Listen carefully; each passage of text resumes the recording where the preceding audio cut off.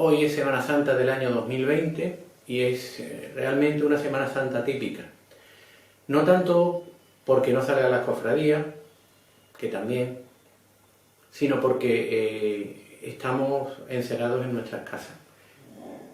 Eso no quita que la Semana Santa sigue siendo la Semana Santa desde el punto de vista espiritual, desde el punto de vista religioso, desde el punto de vista emotivo. Y bueno, en cierta manera pienso que todos notamos como si nos faltara algo.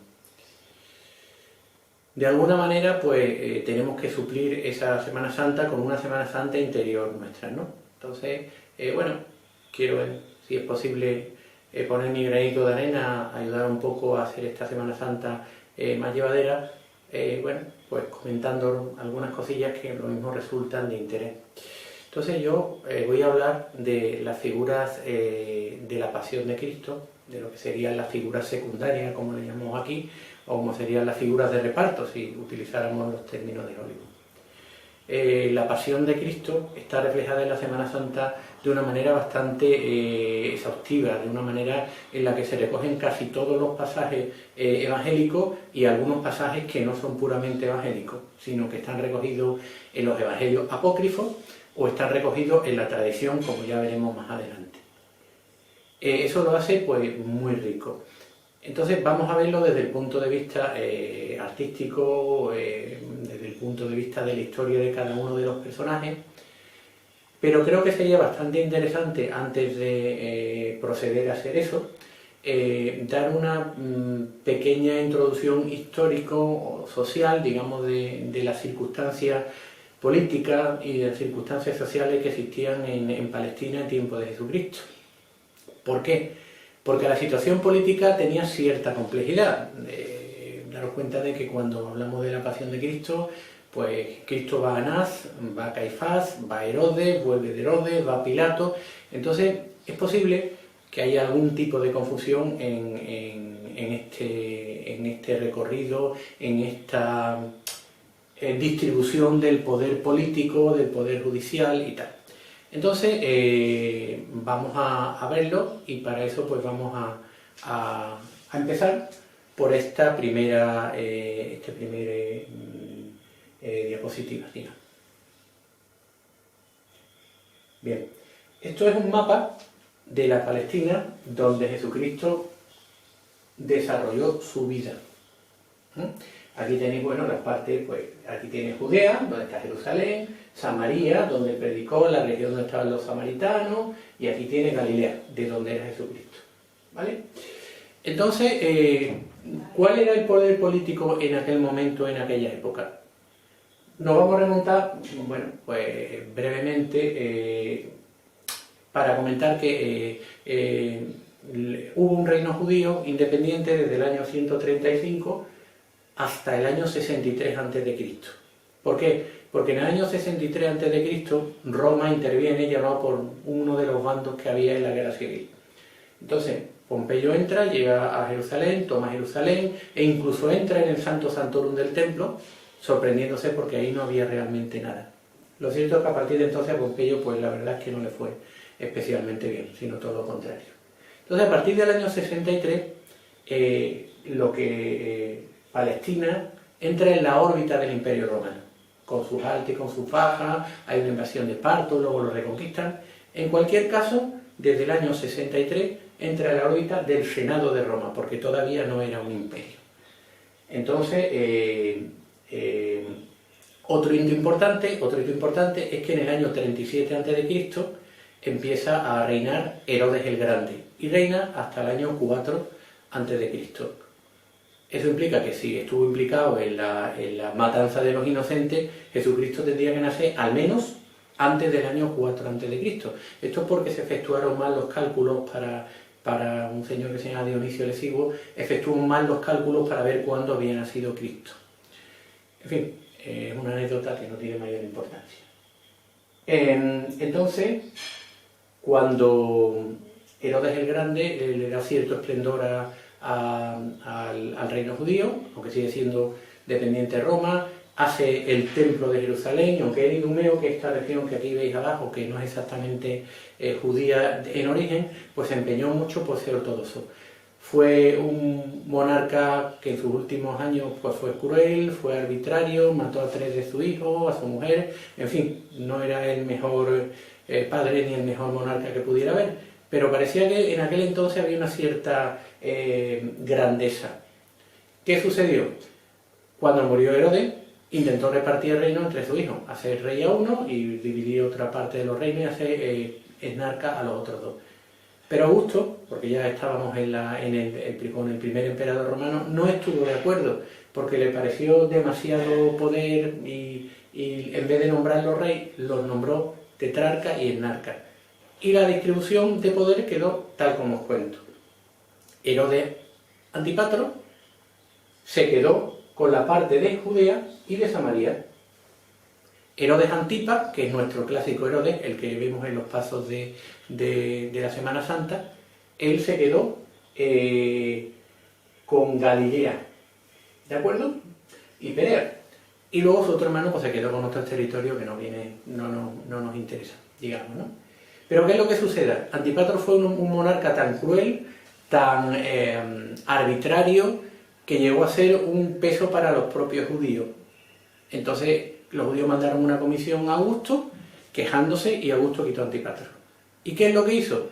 Para no darle más poder a los otros hermanos, pues resulta que decidió hacer una provincia romana.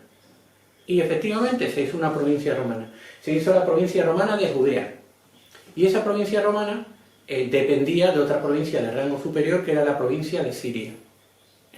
La provincia de Judea no tenía un legado, que era más una figura más importante como la Siria, sino un prefecto. Pilato no era procurador, era prefecto, es decir, era el gobernador de la provincia de Judea.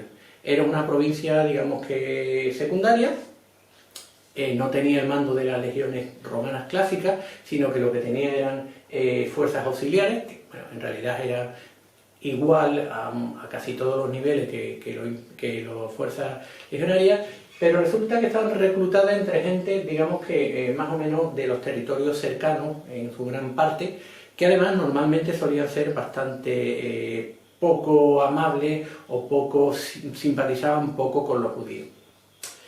Esa es la situación que tenemos, y esa es cuando está Pilato, cuando llega la pasión de Cristo.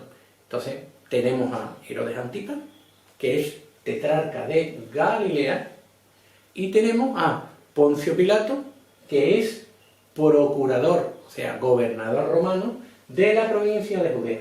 Normalmente Pilato pues vivía en Cesarea, que era una provincia que estaba más cercana al mar y además mucho más romanizada y mucho más fácil de llevar que la ciudad de Jerusalén, que estaba ya allí pues la parte más ortodoxa de los judíos, y a la cual solo se desplazaba en la época de Pascua, y por eso es por lo que Pilato estaba, porque era la Pascua judía, pues la pasión de Cristo coincide con la Pascua judía, ya veremos en otro momento eso, y se desplazó pues Pilato allí a Jerusalén.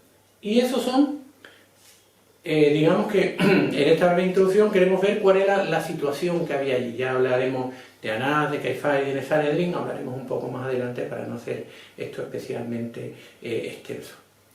Vale. Bueno, tal como íbamos diciendo, vamos a pasar ahora a hablar de nuestro amigo Poncio Pilato. ¿Quién era Poncio Pilato? Pues ya lo hemos hablado un poco. Era el gobernador, o sea, era el prefecto, antes he dicho procurador, pero era el prefecto, aunque bueno, si lo llamamos procurador, el nombre por el que está bastante extendido también. Bueno, era el prefecto, o sea, el gobernador romano de la provincia de Judea. Pilato estuvo en el cargo desde el año 26 al 36 a.C. Y es el ejemplo más representativo de cómo los evangelios difieren completamente de lo que fue la realidad histórica.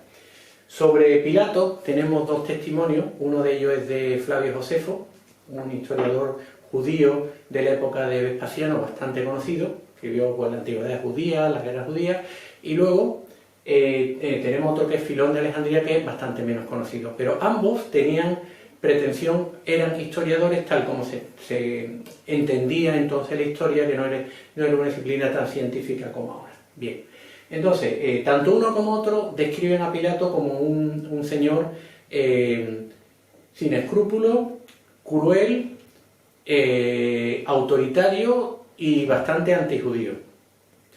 Igual que antijudío era la persona que digamos que era el protector de Poncio Pilato, que era un tal Sejano.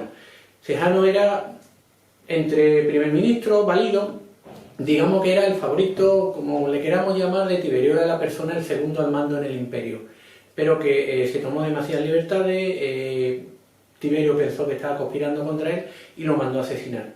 Con lo cual, Pilatos también, aparte de muchos errores que cometió, su última parte de su reinado estaba ya, pues había caído en desgracia, puesto que era pues protegido de tal Sejano que os he comentado.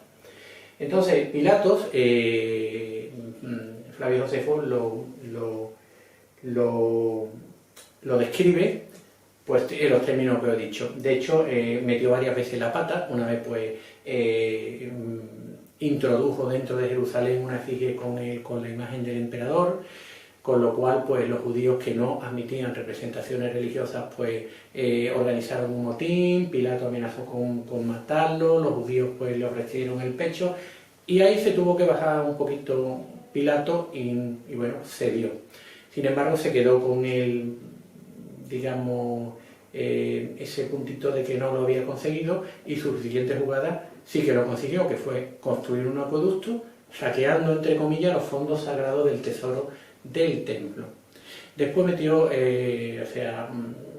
tuvo un par de actuaciones desafortunadas más, siempre basado en un exceso de autoritarismo, una intransigencia y una cierta prepotencia y un afán de quedar por encima o de humillar a los judíos bastante evidente, ¿no?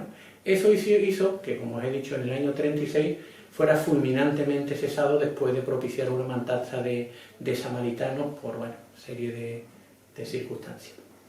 Pero el Pilato que tenemos en la Semana Santa no es así, ni muchísimo menos. El Pilato que nosotros vemos en la Semana Santa, el Pilato que nosotros reflejamos, este Pilato, que son el Pilato de San Benito y de la Macarena, no es así. Aquí lo tenemos, ahora lo hablaremos más despacio.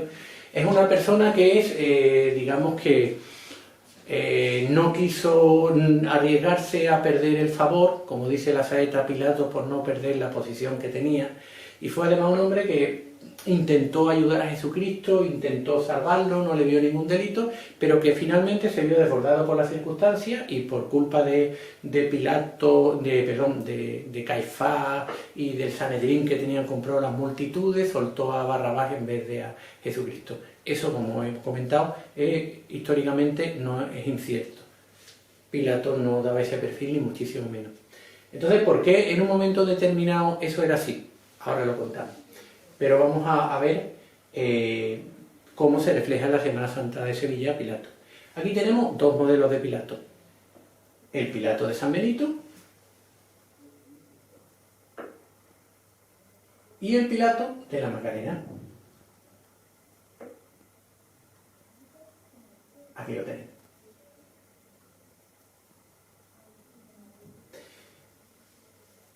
Ambas figuras, como veréis exactamente la misma cara, la misma iconografía, son de Antonio Castillo Lastruzzi y están hechas en torno a los años 20. Es una parte de la producción la más interesante de Castillo, puesto que después de la Guerra Civil, pues quizás por un exceso de